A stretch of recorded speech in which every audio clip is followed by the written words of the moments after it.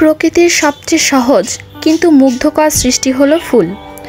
ফুলের প্রতিটি পাপড়ি যেন প্রকৃতির কাব্যিক সুর। একটি ফুটন্ত ফুলের মধ্যে লুকিয়ে থাকে প্রকৃতির এক নিঃশব্দ ভালোবাসা। ফুলেরা প্রকৃতির দান, যা আমাদের মনে ভালোবাসার এবং শান্তির বীজ বপন করে। ফুল হলো প্রকৃতির আত্মা। ফুলবিহীন প্রকৃতি যেন প্রেমহীন জীবনের মতো। ফুলের সৌন্দর্য ও সুবাস সবসময় আমাকে মুগ্ধ করে। আসসালামু আলাইকুম, আমি আজমি রশিদ মিতু। কী অবস্থা, কেমন আছেন সবাই? আজকে আরও একটি নতুন ব্লগ নিয়ে চলে এসেছি আপনাদের মাঝে। আজকে আমরা এসেছি শাহবাগ, ঢাকা ভার্সিটির টিএসসির এরিয়াতে। শাহবাগ হলো ফুলের রাজত্ব।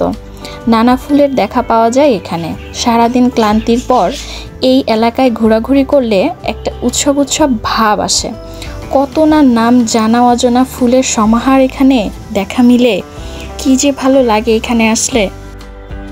যতই ক্লান্তি আর মন খারাপ থাকুক না কেন, এখানে আসলে এত ফুল একসাথে দেখলে প্রাণে মন এমনি ভালো হয়ে যায়, ক্লান্তিও দূর হয়ে যায়। আজকে এসেছি আমি, আমার আম্মু, আমার ছোট বোন ও আমার ছেলে। আম্মু আমাদেরকে আনন্দ ও বিনোদন দেওয়ার জন্য মাঝে মাঝে আমাদেরকে নিয়ে ঘুরতে বের হন।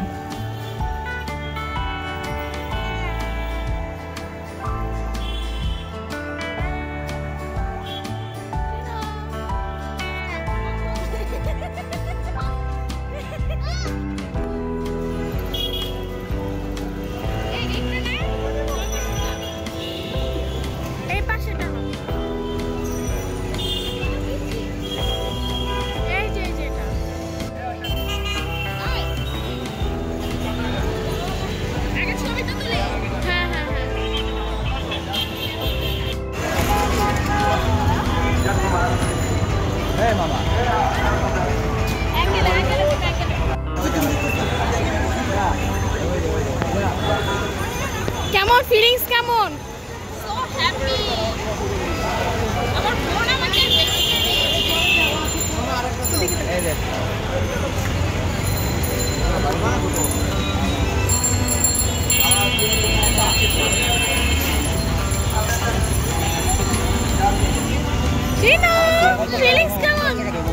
আজকে আমরা এসেছি ঢাকা ভার্সিটি টিএসসির এরিয়াতে। চলুন তবে ঢাকা ভার্সিটির টিএসসি সম্পর্কে কিছু জানি এবং আপনাদেরকেও কিছু ধারণা দেওয়ার চেষ্টা করি। ছাত্র ও শিক্ষক কেন্দ্র, সংক্ষেপে টিএসসি, ঢাকা বিশ্ববিদ্যালয়ের একটি গুরুত্বপূর্ণ সামাজিক ও কার্যকলাপ কেন্দ্র। এটি ঐতিহাসিকভাবে গুরুত্বপূর্ণ স্থাপত্য ইমারত। এটির অবস্থান ঢাকা বিশ্ববিদ্যালয় ক্যাম্পাস এলাকা, শাহবাগ, ঢাকা, বাংলাদেশ। শিক্ষক শিক্ষিকা ছাত্রছাত্রীদের মধ্যে একাডেমিক শিক্ষা ও জ্ঞানের পাশাপাশি অন্যান্য জ্ঞান সুকুমার বৃত্তির চর্চার প্রয়োজনে ছাত্র শিক্ষক কেন্দ্র প্রতিষ্ঠা লাভ করে। এটি দেশের সংস্কৃতি, পৃষ্ঠপোষকতা, সমাজের অন্যান্য সম্প্রদায়ের জন্য পরিষেবা রূপে আবির্ভূত হয়েছে। 60-এর দশকে নির্মিত হয় ঢাকা বিশ্ববিদ্যালয়ের ছাত্র শিক্ষক কেন্দ্র টিএসসি। গ্রিক স্থপতি ডক্সিয়াডিসের নকশায় নির্মিত এই স্থাপনা যেমন এর স্থাপত্য বৈশিষ্ট্য অনন্য, তেমনি এর ঐতিহাসিক গুরুত্ব অপরিসীম। ঢাকার প্রাণকেন্দ্রে এমন একটি স্থানে ঢাকা বিশ্ববিদ্যালয় অবস্থিত, যার চারপাশে ছড়িয়ে আছে বাংলাদেশের শিল্প, সংস্কৃতি, সাহিত্য, সুকুমার বৃত্তি চর্চার নানা পীঠস্থান। আছে ইতিহাস ও কৃষ্টি নিয়ে সংগ্রহশালা। আমরা এখন অবস্থান করছি সরোয়ার্দী উদ্যানে। সরোয়ার্দী উদ্যান বাংলাদেশের রাজধানী ঢাকা শহরের কেন্দ্রস্থলে অবস্থিত একটি সুপরিসর নগর উদ্যান। এটি পূর্বে রমনা রেসকোর্স ময়দান নামে পরিচিত ছিল। ইট সিমেন্টের এই ঢাকা শহরের প্রাণকেন্দ্রে অবস্থিত একটি সুপরিসর সবুজ স্থান ঐতিহাসিক সরোয়ার্দী উদ্যান। পথ চলতে চলতে এখানকার সবুজ বৃক্ষরাজি বিমোহিত করে বহু মানুষকে।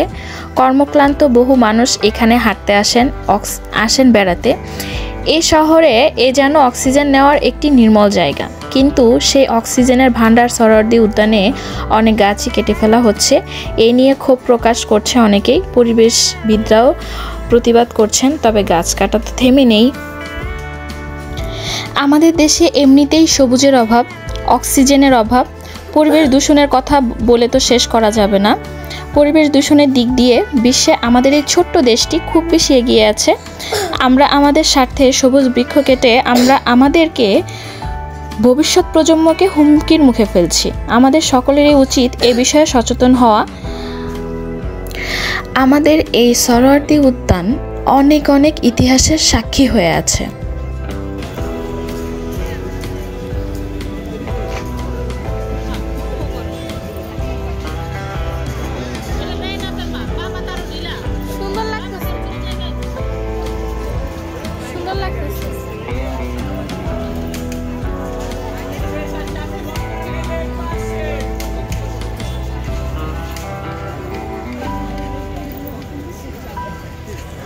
স্বাভাবিক সময়ে সরোয়ার্দী উদ্যানের এই স্বাধীনতা জাদুঘর ও গ্লাস টাওয়ার সংলগ্ন লেকের পাড়ে অসংখ্য মানুষ বেড়াতে আসেন। আশেপাশে সবুজ ঘাসে বসে গল্প করেন, শিশুরা ছুটে বেড়ায়। এছাড়া রোজ সকাল বিকাল বহু মানুষ এখানে বেড়াতে আসেন। আমরাও আজ এসেছি। আমাদের আসতে রাত হয়ে গেছে, সন্ধ্যা থেকে রাত পার হয়ে গেছে। এজন্য এখানকার সবুজ প্রকৃতি ক্যামেরাতে ধারণ করা সম্ভব হয়নি। এখানে অনেক অনেক খাবার এবং হস্তশিল্পের ফর্সা সাজিয়ে বসে আছেন অনেকেই। অনেক সুন্দর সুন্দর কার্ড তৈরি করেছেন হাতে অঙ্কন করে। খুব ভালো লাগছিল এগুলো দেখতে। আমরা এখানকার বেশ কিছু খাবার ট্রাই করেছি, ফুচকা, ভেলপুরি, বিভিন্ন চপ। আমরা এখানকার মাশরুমের চপ, চিকেন চপ, বেগুনি এগুলা খেয়েছি। আমার কাছে সবথেকে বেশি ভালো লেগেছে মাশরুমের চপটি। চিকেন চপের থেকেও মাশরুমের চপটা বেশি মজার ছিল এখানের।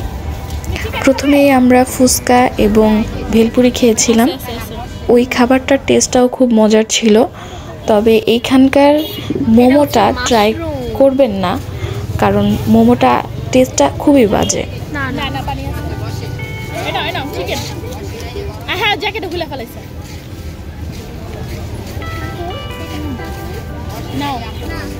চিকেন নাও, মাংস খাও।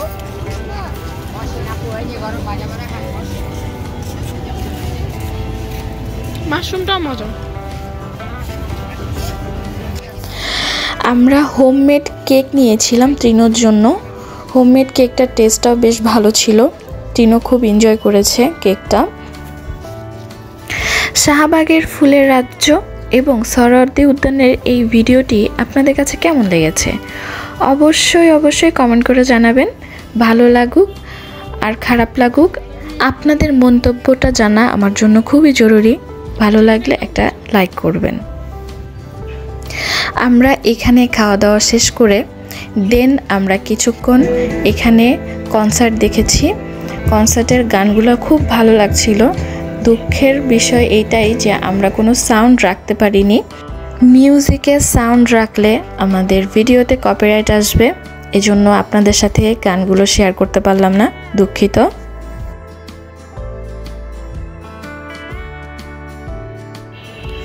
সরোয়ার্দী উদ্যানের এই কনসার্ট এরিয়ার নিরাপত্তা ব্যবস্থা বেশ ভালো ছিল। নিরাপত্তা রক্ষা কর্মীরা সব দিকে ড্রোন ক্যামেরার মাধ্যমে পর্যবেক্ষণ করছিলেন। আমরা বেশ কিছুক্ষণ এখানে অবস্থান করেছি, কনসার্ট দেখেছি। দেন আমরা আস্তে আস্তে এগোতে থাকি।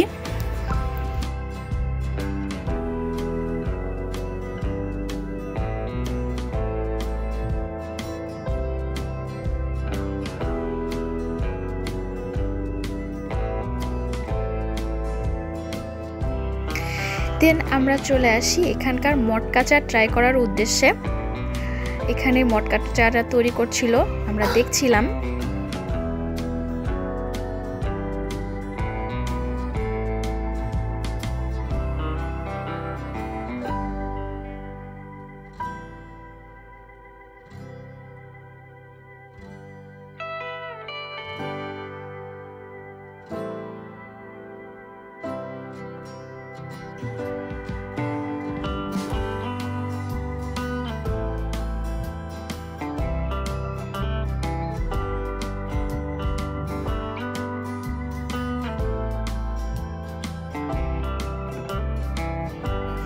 এখানকার মটকা চায়ের টেস্টটা মোটামুটি, একেবারে খারাপও বলা যাবে না। আমরা এখানে চাটা খেয়ে দেন আমরা আস্তে আস্তে সামনের দিকে এগোতে থাকি বাসায় যাওয়ার উদ্দেশ্যে। তবে টিনো এখানকার পিৎজা খাওয়ার জন্য বায়না ধরলো, লাইভ পিৎজা। তাই আমরা পিৎজা অর্ডার করলাম। পিৎজাটা লাইভ পিৎজা ছিল। আমরা দাঁড়িয়ে দাঁড়িয়ে পিৎজা তৈরি দেখছিলাম এবং পিৎজা তৈরিটি ভিডিও করছিলাম। পিৎজা তৈরি হয়ে গেলে পিৎজাটি আমাদেরকে সার্ভ করে। পিৎজার টেস্টটা মোটামুটি ছিল, মোটামুটি ভালো ছিল। আমরা এখানে খাওয়া দাওয়া শেষ করে আর দেরি করি না, অলরেডি রাত 10টা বেজে গিয়েছিল। আমরা বাসার দিকে রওনা হই। আজকের দিনটা আমরা বেশ এনজয় করেছি সবাই একসাথে, বেশ ভালো লেগেছে। আজকের মতো এই পর্যন্তই। যে যেখানে আছেন ভালো থাকবেন, আমাদের জন্য দোয়া করবেন। আল্লাহ হাফেজ।